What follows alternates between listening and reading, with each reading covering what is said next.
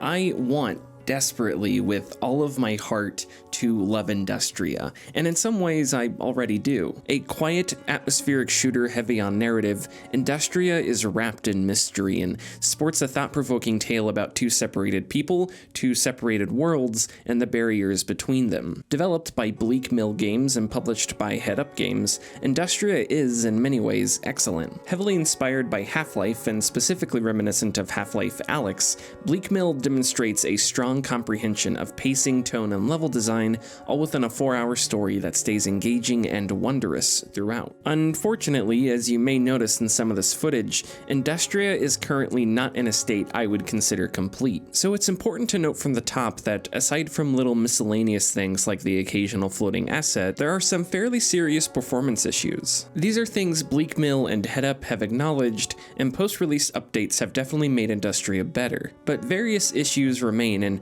I'd be lying if I said some of the graphical hiccups and poor performance didn't hamper my experience at all, because they did. This is disappointing because when working as intended, Industria is an absolute joy to be lost in. Equally in design and narrative, there is some serious talent on display. You're cast as Nora, a scientist living in the GDR whose lover and fellow scientist, Walter, disappears through a portal on November 9th, 1989, the night of the fall of the Berlin Wall. Following Walter into the portal, Nora finds herself in a world both similar and very different from her own, one where machines have seemingly conquered Earth and humanity is reduced to ruins. Industria is a rather formulaic linear FPS that rises above that formula through execution. Clean first-person shooting against fun enemies with clever designs, facilitated by tiny twists and turns in environment. Health doesn't regenerate and Nora doesn't carry a ton of ammo, so you're encouraged to take your time, poke around, and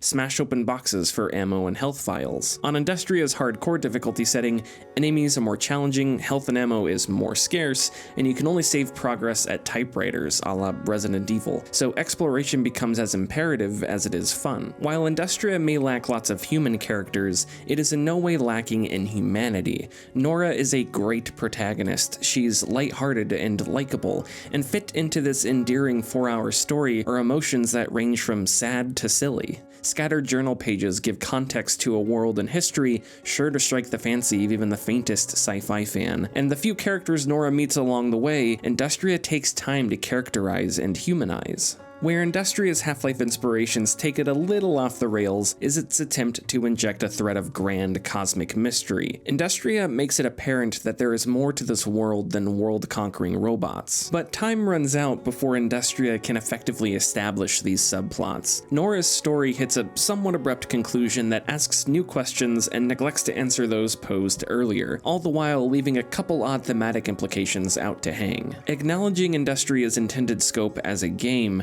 I do wish it could have found a little more room to unpack exactly what's going on and what it wants to say. Perhaps it's been happening longer than I realize, but it certainly feels like the industry has, in the last few years, had a wave of small, narrative-driven games that give themselves weight with relatively simplistic gameplay. Examples that come to my mind include Lies Beneath and A Plague Tale: Innocence. There is an audience, and I think a market, for short, small-scale titles with defined and sustainable goals. Industria fits squarely in that space, and fills its short runtime with memorable and enjoyable storytelling.